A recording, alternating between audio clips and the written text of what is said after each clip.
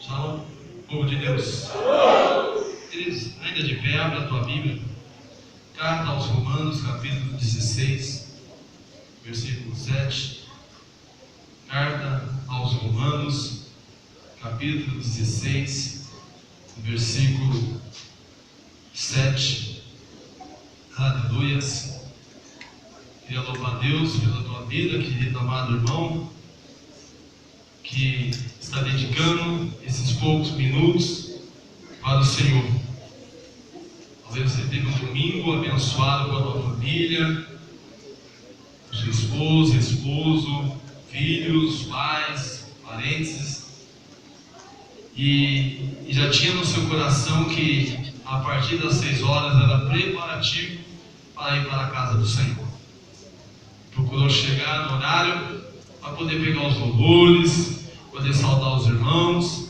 Então, querido, você se dedicou a estar aqui. Que Deus abençoe a sua vida grandemente, em nome de Jesus. Diga a você que, como Jesus falou para Marta, você escolheu a melhor parte. Amém, querido? Olhe para o irmão que está do seu lado direito ou esquerdo e fala: você escolheu a melhor parte, que é estar na presença de Deus. E isso não lhe será tirado nessa noite. Amém, queridos? Glórias a Deus. Deus abençoe a vida do nosso líder, pastor Marcos, pastora Sandra, cada conservo. Deus abençoe a geração Obed-Edom, meus discípulos de excelência, aliançado, cada homem, cada discípulo também do seu líder de geração. Deus abençoe. Nós temos visto que tem se completado aqui as gerações. Daqui a pouco terá as 12 das mulheres, como as 12 dos homens também. E aí o trabalho será fazer os 12 dos 12. Estava aqui orando ontem e comecei a contar essas cadeiras. Temos 144 cadeiras aí embaixo. Amém, querido? Profético, né? Então, se cada 12 montar os seus 12, querido, certamente os 12 do pastor da pastor terá que ficar de pé no corredor e os seus discípulos estarão aí. Quem crê nisso, diga amém. Então, trabalhe para que possa se cumprir isso em nome de Jesus. Amém, querido? Aí já é trabalho do pastor colocar as 24 cadeiras para os outros 12 dele sentar. Senão vão ficar de pé mesmo. Aleluia. Romanos capítulo 16, versículo 7 diz assim: saudai a Andrônico e a Júnias, meus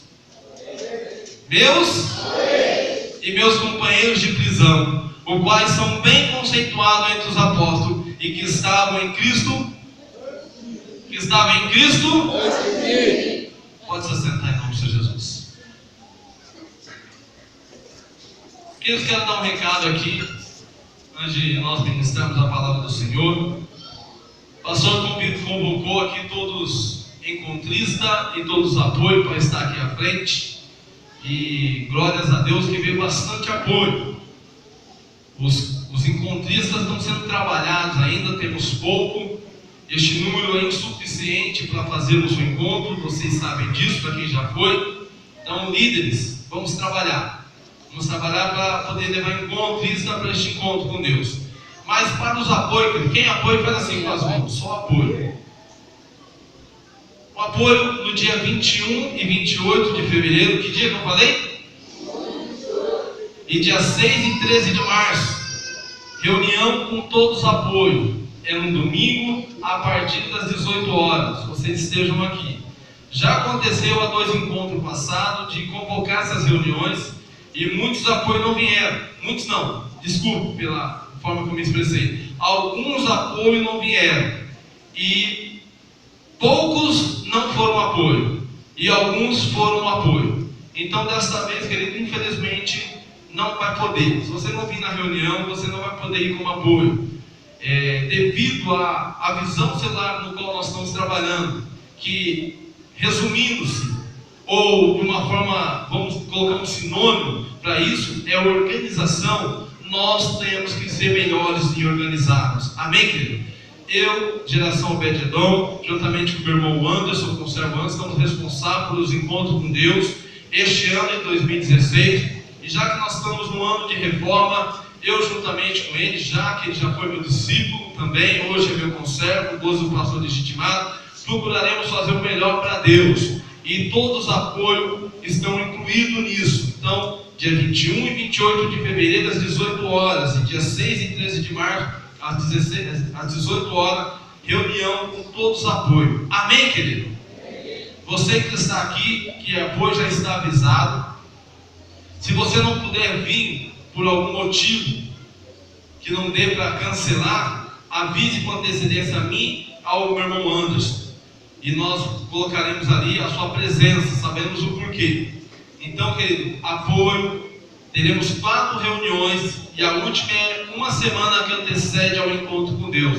Você não pode ficar sem vir nessa reunião, senão, querido, você não vai poder ir. Amém, querido? E Deus vai levantar outros apoios que vá para suprir o seu lugar. Queria falar aos líderes que até o dia 10 de março, querido, você tem para trazer as fichas e o pagamento do encontro com Deus, para que nós podamos também organizar. Até o dia 10 de março, temos o mês de fevereiro, e até o dia 10 de março, que é dia de pagamento, porque o encontro é dia 18, 19 e 20, então praticamente não dá para pagar em cima da hora, com ressalva de você avisar com antecedência. Nós colocaremos lá que a pessoa vai, que, enfim, mas de preferência até o dia 10 de março, as fichas e o pagamento, até para o pastor também começar a dividir as matérias do encontro com Deus, para não fazer em cima da hora, você ler somente lá na chácara e fazer de qualquer maneira. Não é assim que deve acontecer. Você deve receber com antecedência para jejuar em cima da matéria, orar em cima da matéria. Eu não sei a matéria que vai ser dada para os ministrantes. Você crê que Deus vai te usar com poder, unção e autoridade para ministrar naquele encontro. Amém, querido? Até o dia 10 de março, a ficha e o pagamento. Amém, queridos? E o encontro é dia 18 e 19 de março. E nós vamos fazer, querido, o nosso oitavo encontro com Deus. Olha que bênção de Deus. 8º encontro. E graças a Deus, Deus tem nos honrado a cada encontro desse. Vi que ali tem alguns nomes dentro do vaso ali de azeite. Poucos em relação a outros encontros. Então você aceita esse desafio. Já coloca 3 nomes aí que você queira convidar para ir. Já mergulha ali naquele óleo. Já começa a orar para agora. Esteja vindo aqui nesses 3 períodos de oração. Eu tenho certeza que em março essa pessoa estará lá no encontro com Deus. Amém? Então você pode fazer isso ao término do culto, em nome de Jesus. Não temos mais recado, que Deus possa nos honrar nesse encontro com Deus. Procuraremos fazer o melhor para Deus. E você vai fazer parte disso. Aleluia. Querido, diga comigo: reforma, uma prioridade e não uma opção. O texto que nós lemos na carta que o apóstolo Paulo escreveu aos Romanos é a parte final, vamos dizer, a doxologia de apóstolo Paulo aos Romanos, as saudações. No momento depois de ele escrever uma carta, e particularmente eu acho que é um dos livros mais difíceis da Bíblia, com exceção de Zacarias, Apocalipse, mas no Novo Testamento, Romanos é um dos livros mais difíceis. Fala de predestinação, fala de salvação, fala de muitas coisas ali, querido.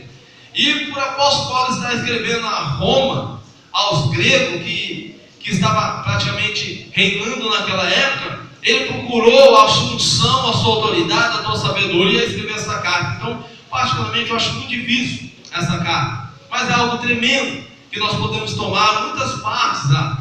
Fala ali que aquele que está em Cristo Jesus não há condenação para ele. Enfim, partes tremendas. Mas eu peguei uma parte final onde o apóstolo Paulo começa a saudar as pessoas ali que ajudaram ele, que acompanharam ele, que foram para a caminhada dele. E no versículo 7 nós vimos que ele sauda a Andrônico e a Júnias. E ele diz: meus parentes. Amém, queridos? Meus parentes. Meus parentes não é aquele sinal de matemática, não. Era parentes do mesmo sangue. E ele continua: meus companheiros de prisão. Nos deixa entender que ele foi preso junto com o apóstolo Paulo, pelo Evangelho. Os quais são bem conceituados entre os apóstolos, entre os 12 de Jesus ali. Os 11 depois foi colocado Matias. E que estavam em Cristo antes de mim. Ele deixa bem claro isso.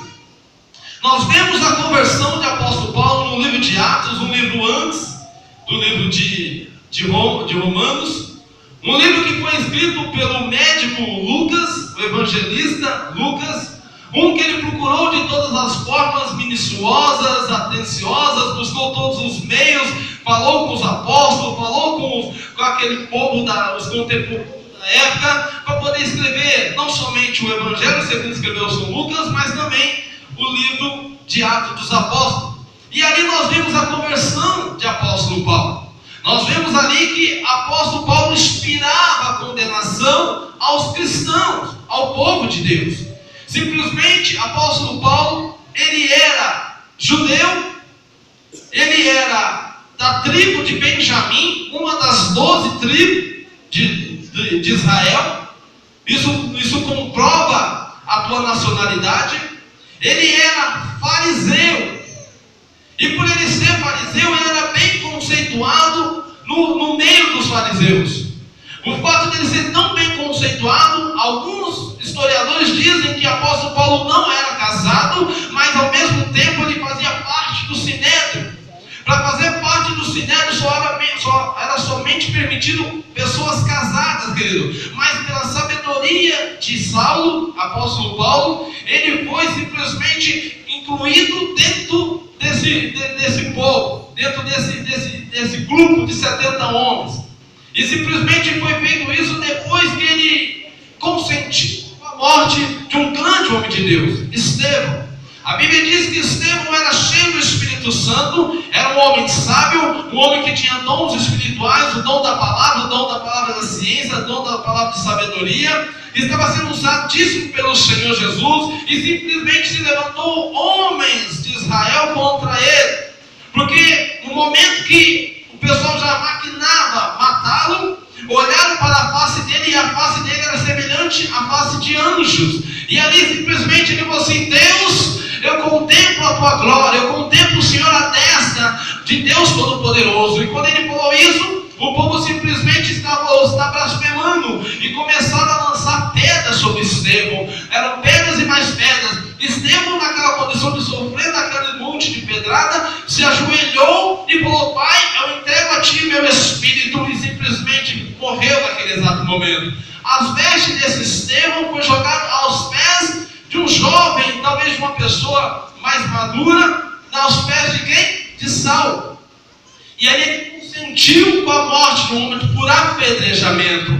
E talvez quando ele começou a ver aquilo ali, ele não lançou pedra sobre ele. Ele não falou assim: pode matá-lo, mas ele consentiu. Por ele ser um homem de alto calão, ele poderia muito bem impedir aquilo. Ele falou assim: não mata este homem, eu vou levar ele preso, nós vamos levar ele para ser julgado. Mas ele consentiu, porque foi tirado de dentro de Jerusalém, colocado para fora, com a intenção já de matá-lo, para não matar dentro da terra santa. E ali fizeram a obra, mataram Estevão. E o apóstolo Saulo consentiu com aquilo.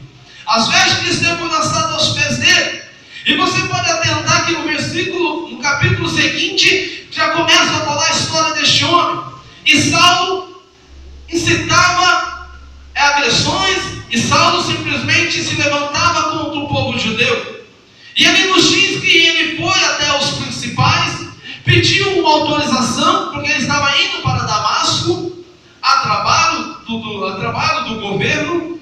Mas se houvesse algum cristão no caminho, ou até em Damasco, que ele tivesse autoridade dos principais para prendê-los, açoitá-los, ou até matá-los. E isso foi concedido a ele. Recebeu aquela autorização dos seus principais, montou ali nos seus animais e caminhou para Damasco.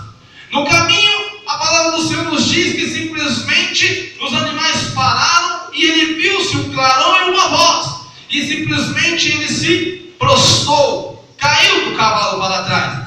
Os homens de Saulo ouviram, mas não viram nada, mas simplesmente Paulo, de nome Saulo, não somente ouviu, mas também contemplou. Eu entendo que no momento que os cavalos se lançaram ele para trás, naquele exato momento ele recebeu o impacto da parte do Senhor, e ali ficou cego. E ele perguntou: Saulo? Ele falou assim: fala, Senhor.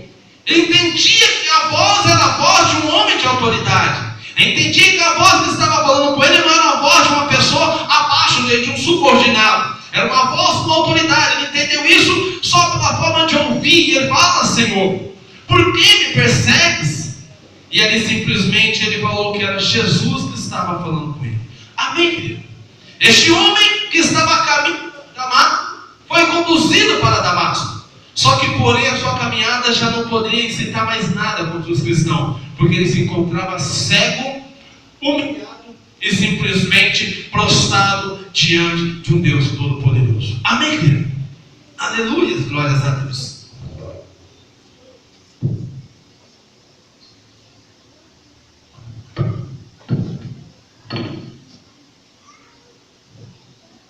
Aleluia. Melhorou. Abra a tua Bíblia comigo, querido, no livro de Atos. Atos, capítulo 8. Capítulo 9, melhor.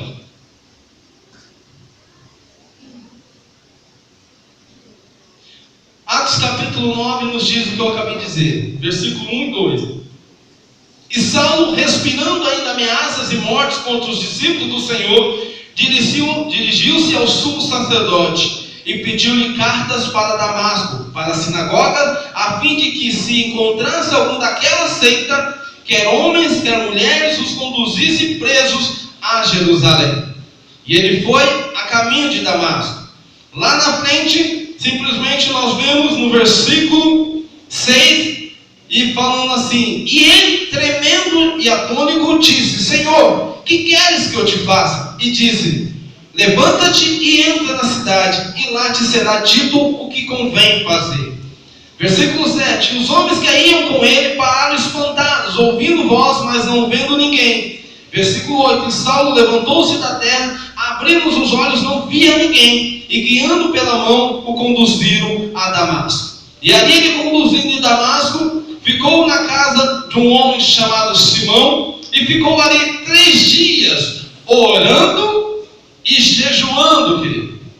Lembrando que ele era dos fariseus, coisa que os fariseus também oravam, criam em Deus, e também jejuavam. E ele viu que era um momento propício para isso, porque não via nada, não chegava nada. Ficou 3 dias orando e jejuando. Nós estamos no desafio aqui de 90 dias.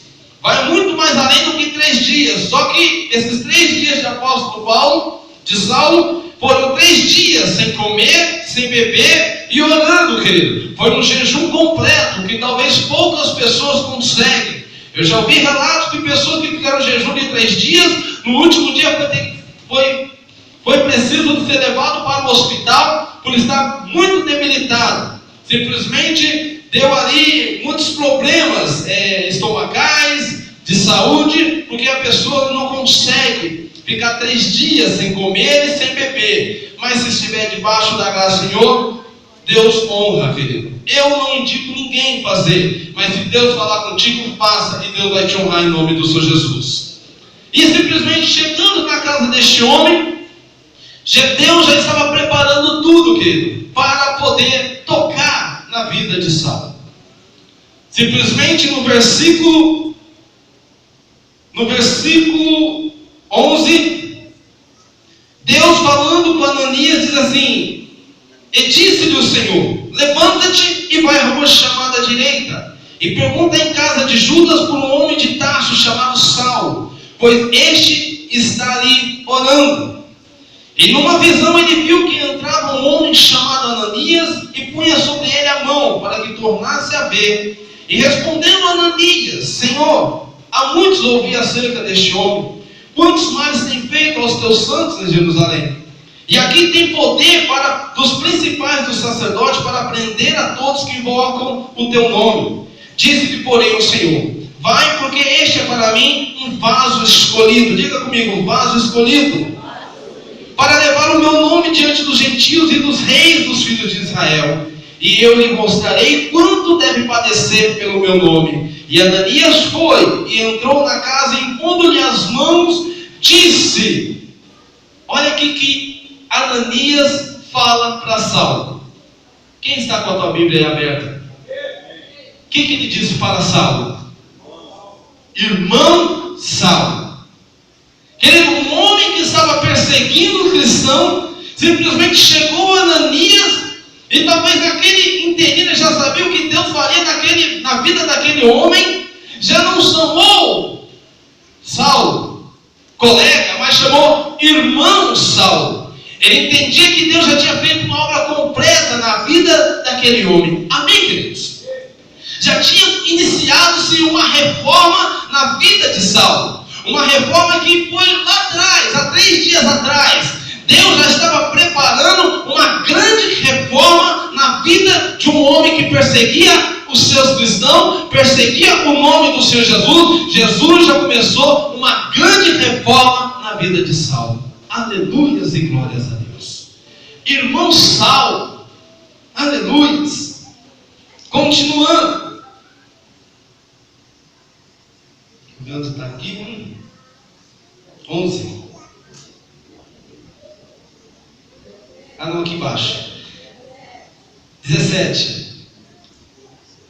Irmão Saulo, o Senhor Jesus que te apareceu no caminho por onde vinhas, me enviou para que tornes a ver e seja cheio do Espírito Santo. E logo lhe caíram os olhos como que uma escama, e recuperou a vista, e levantando-se foi batizado, e tendo comido ficou confortado, e esteve Saulo alguns dias com os discípulos que estavam em Damasco. Amém, queridos? Aleluia. Que nós estamos num ano de reforma. Eu estava dando de manhã, reforma. A visão não é de apóstolo René Terra Nova, não é de apóstolo Albano, não é de pastor Marcos. É uma visão de quem? De Deus. Para o quê? Para a cura da geografia. A palavra principal é reforma. Você começando uma reforma na sua vida, consequentemente, as demais frases, as demais palavras se cumprirão na tua vida. Mas tem que ter uma iniciativa de reforma na sua vida. Por isso que o tema da minha mensagem nessa noite é reforma. Uma prioridade para mim e para você, não uma opção.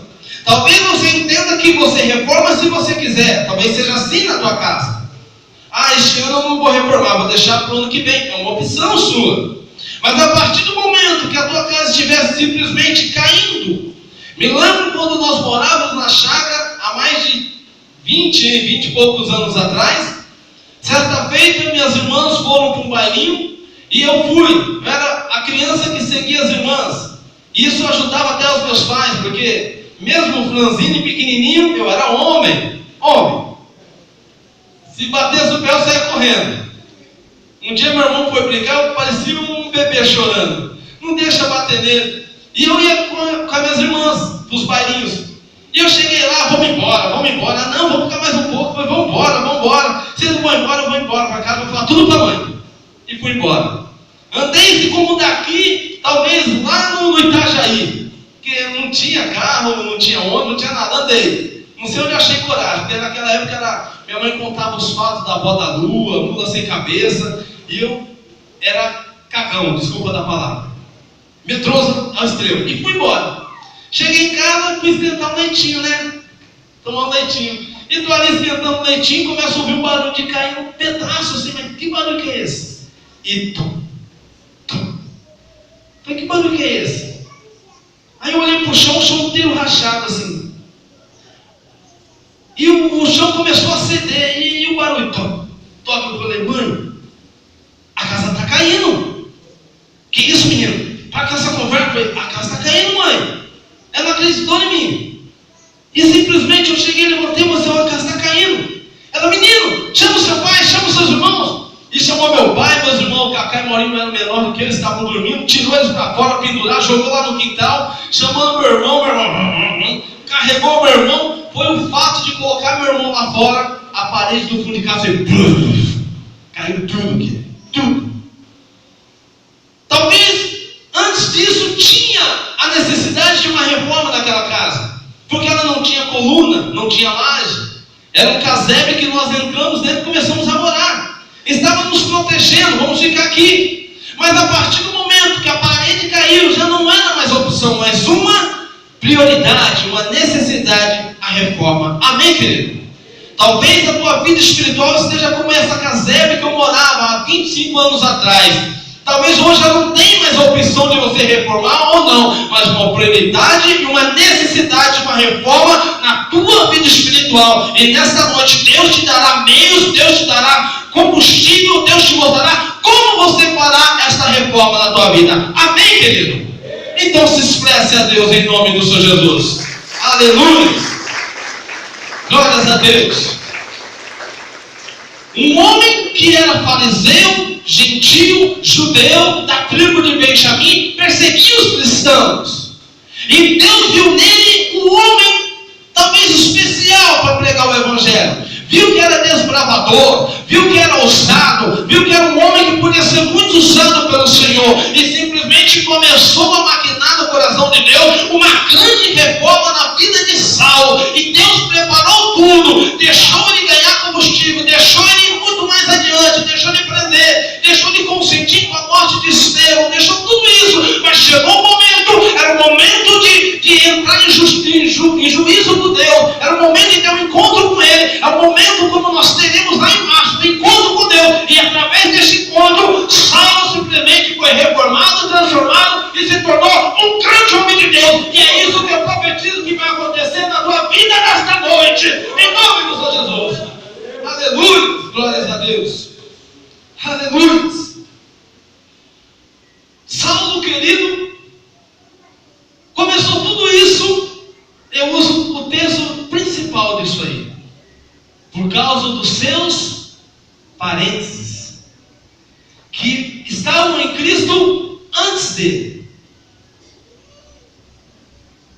Eu falo com você nessa noite, querido. Você que ora pelo teu parente, você ora pela tua família e não tem visto nada acontecer. Talvez esse Andrônico e essa Júnias também não via nada acontecer. Júnias chegava para Andrônico, pastor Marcos, e falou assim: amor, você viu que nosso primo, nosso parente fez com os cristãos? Fez com os nossos irmãos? O quê? Hoje ele pegou, arrastou um grande homem de Deus. Lembra de Estevão? Vem, amor, sei lá, Andrônico. Lembro? Ele arrastou ele para fora da cidade e consentiu com sua morte. O que ele foi enforcado? Foi crucificado? Não, ele foi apedrejado. Misericórdia. Não acredito que ele fez isso. Fez. Ele não fez nada, não. O máximo que ele foi pegar as vestes dele e voltar para dentro de Jerusalém. Aí Júnias falava para Andrônico: nós temos que intensificar a nossa oração pelo nosso primo. Vamos tratar como Paulo fosse o primo deles. Nós temos que dobrar a nossa oração pelo nosso primo. Porque senão daqui a pouco, numa das comemorações da nossa casa, ele vai nos levar preso também. Porque ele está cego. Ele simplesmente está sem visão. Este homem está simplesmente expirando a cada dia. Semana passada foi com fulano, com Beltrano, agora com Estevão. E aonde vai parar isso? E eu ouvi dizer que ele teve autoridade da parte dos principais para descer para Damasco e fazer a mesma coisa com quem encontrasse pelo caminho. E chegasse em Damasco, tivesse alguém concentrado, reunido, que ele poderia fazer a mesma coisa: prender, matar, açoitar e colocar na vitupério.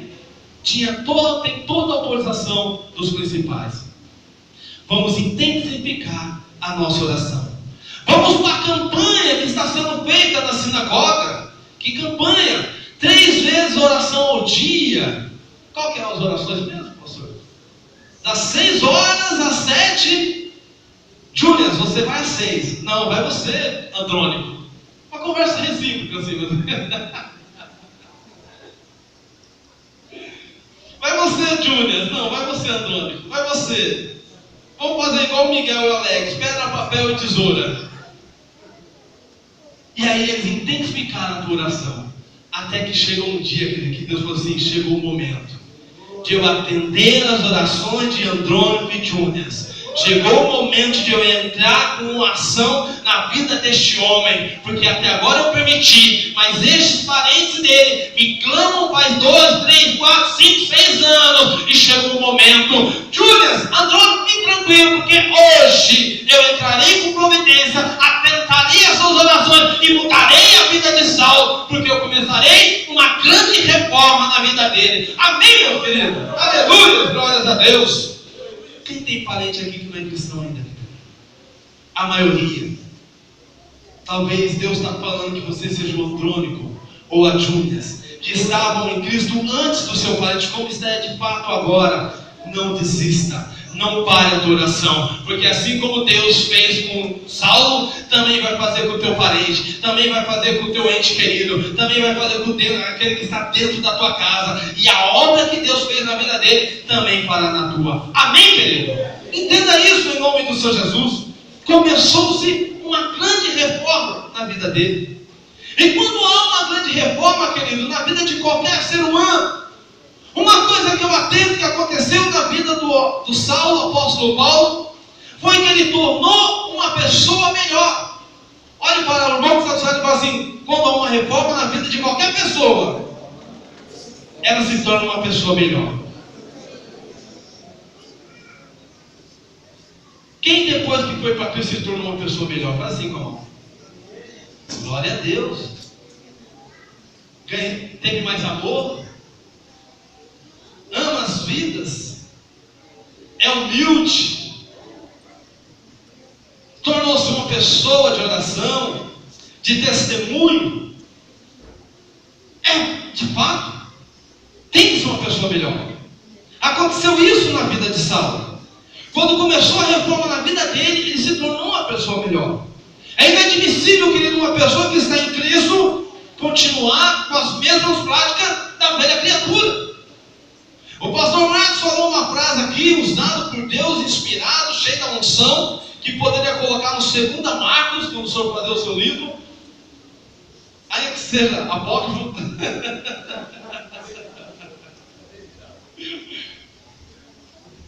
Uma pessoa que deseja morar no céu não pode viver como uma que mora aqui na terra. Isso falou? Uma pessoa que deseja, almeja morar no céu, não pode viver como uma pessoa que mora aqui na terra. E eu falo disso. Uma pessoa que tem uma reforma na vida, querido, é uma pessoa melhor naturalmente, tem que ser. No livro de Daniel, capítulo 1, versículo 8, diz assim: Daniel, porém, não propôs no seu coração não se contaminar com a porção das iguarias do rei, nem com o vinho que ele bebia. Portanto, pediu ao chefe dos eunucos que lhe concedesse que não se contaminar. Para quem não sabe dessa história, o rei Nabucodonosor sitiou-se Jerusalém e principalmente catou todos os bens lá, ouro, prata, e levou para a casa do seu Deus.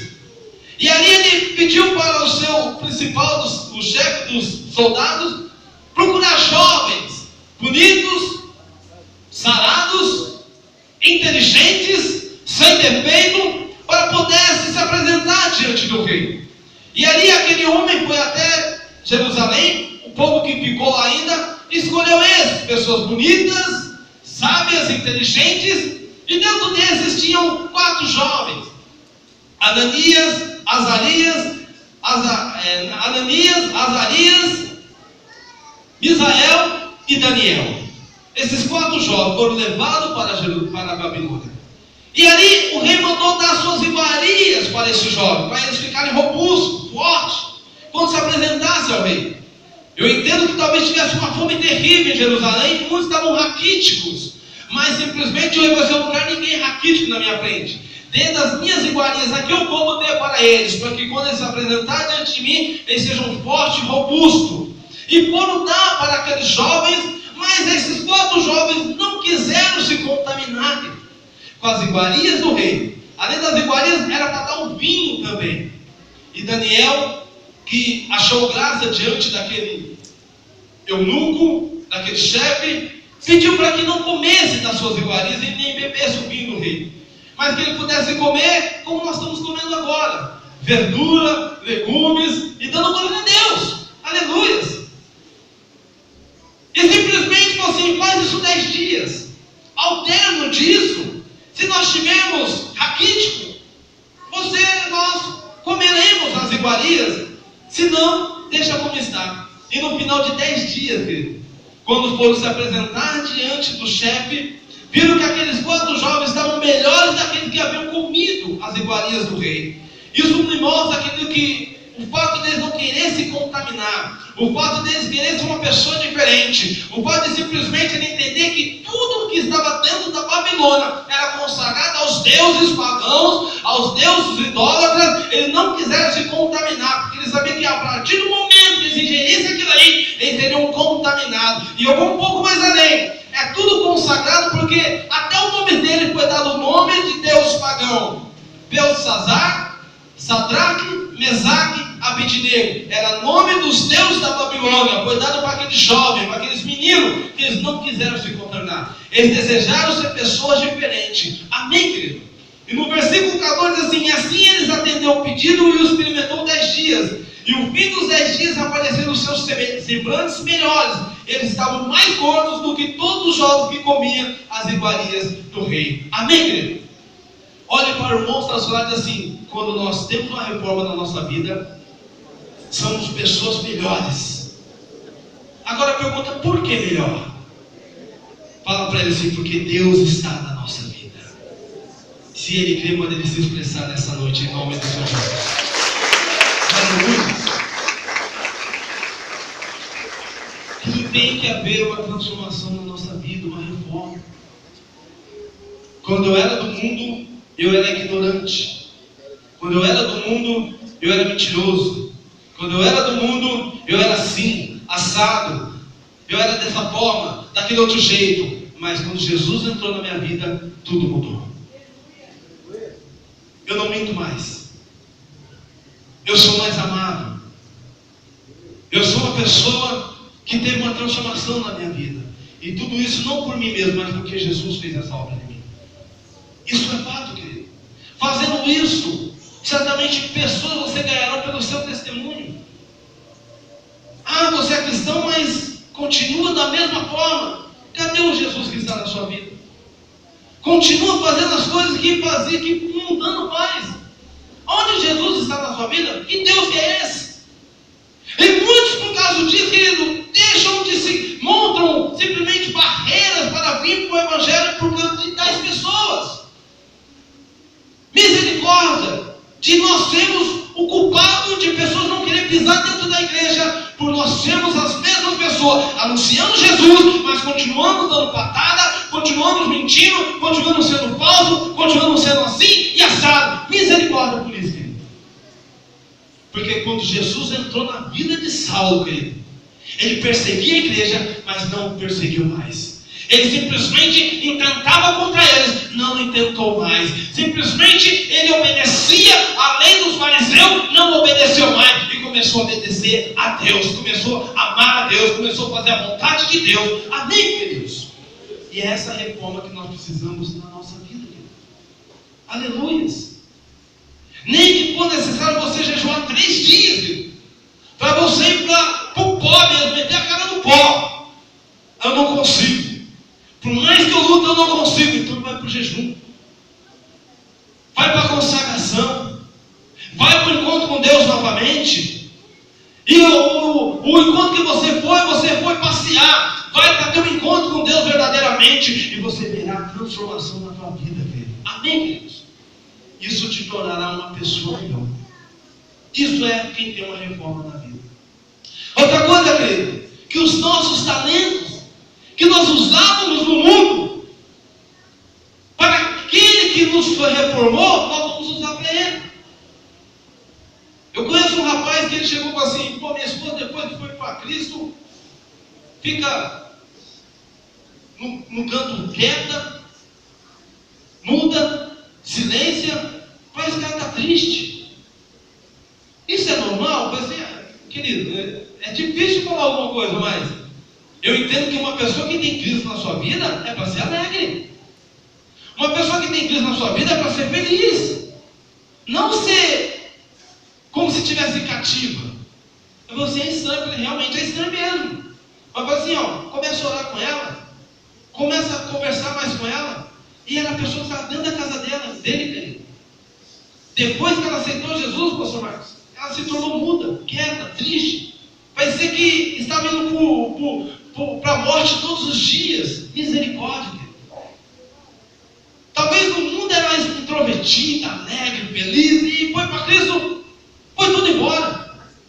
virou o oposto, misericórdia. A partir do momento que nós temos uma reforma da nossa vida, querido, os talentos que nós tínhamos no mundo, usemos por Cristo, para aquele que nos reformou. Amém, querido? Isso aconteceu com Saulo. Jesus escolheu Saulo, querido, porque via que nele não tinha barreiras. Se tivesse que ir para Damasco, ele iria. Se tivesse que ir para Éfeso, ele iria. Se tivesse que ir para Galácia, ele iria. Se tivesse que ir para Tessalônica, ele iria. Não haveria barreira, como havia para os 12 que havia escolhido, porque eles permaneceram em Jerusalém. O máximo que eles foram foi até a Judéia, Samaria. Mas Samaria, quando ele chegou, falou assim: não, são todos gentios, nós não podemos ter contato com os gentios, vamos voltar para Jerusalém. Deus, você precisa levantar um ousado, que não veja barreira, e simplesmente olhou em Saulo, que era este tal. E por isso que começou a reforma dele. Então todo o talento, toda a ousadia que Saulo tinha, quando era fariseu, ele usou para o Senhor. Amém, querido? E uma prova diz que foi este apóstolo que não encaminhou com Jesus como os outros, só escreveu 14 cartas, chamadas Epístolas Paulíneas, coisa que os outros não escreveram. Simplesmente esse abriu igreja em todo canto, querido. Ia para abrir igreja e deixava o responsável. Ia abrir igreja e deixava o responsável. Porque assim como ele era zeloso com a lei dos fariseus, ele também foi zeloso com as coisas de Deus. Amém, querido? Falo contigo nessa noite, querido. Talvez você, quando estava no mundo, era um que tinha amizade com todo mundo. Cadê as tuas amizades hoje para anunciar Jesus para os teus amigos? Cadê aquela pessoa ousada e prometida para começar a anunciar esse Jesus? Cadê aqueles dons e talentos que você tinha no mundo para começar a usar para o Senhor Jesus? Olha, antes eu fazia reuniões na minha casa e chamava muitas amigas para nós contarmos, fofocarmos da novela, fofocarmos da vida. Começa a fazer, fofocar, pastor? Não, começar a anunciar Jesus. Amém? A minha casa era cheia de pessoas, cheia de conhecidos. Cadê esse talento, esse amor, esse dom? Cadê essa hospitalidade para trazer essas pessoas, para começar a abrir a tua cela, começar a abrir a tua casa de paz, começar a ser usado pelo Senhor, querido? Usa o teu talento que você tinha no mundo para o Senhor, para a honra e glória dele. E você verá, querido, o que você adquirirá com tudo isso. Amém, querido? Aleluia. Eu, particularmente, eu era uma pessoa quieta, calada e muda. Lembro-se, um dia eu fui fazer uma entrevista no Bingo Taquaral. E cheguei lá, quieto. Os segurança, era para segurança. Os caras fortes, e eu lá. Aí o cara chegou assim para mim: você já foi preso? Eu falei assim: não. Essa cara assim de gato de pó. Não. Você está devendo alguma coisa? Não. E por que você é assim? Eu sou tímido.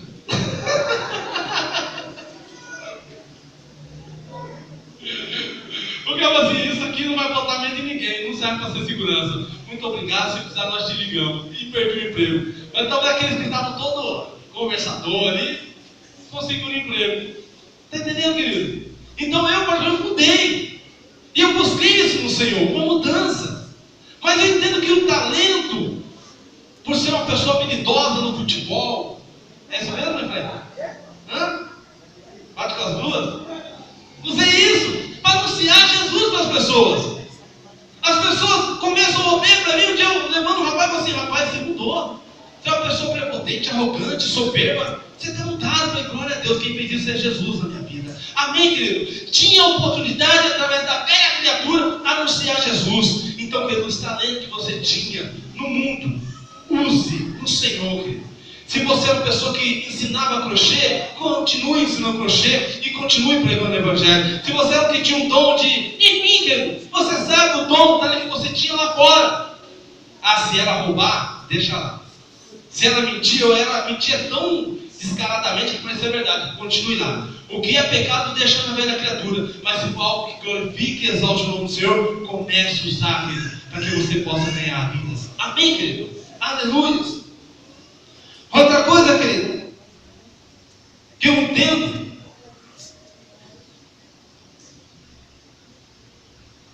apóstolo Paulo, quando simplesmente ele foi impactado pelo pelo Senhor, foi derramada a graça na vida dele, ele foi promovido. Como assim, pastor? Ele simplesmente saiu de uma condição de ser perseguidor da igreja para perseguido. Ele maltratava e começou a ser maltratado. Isso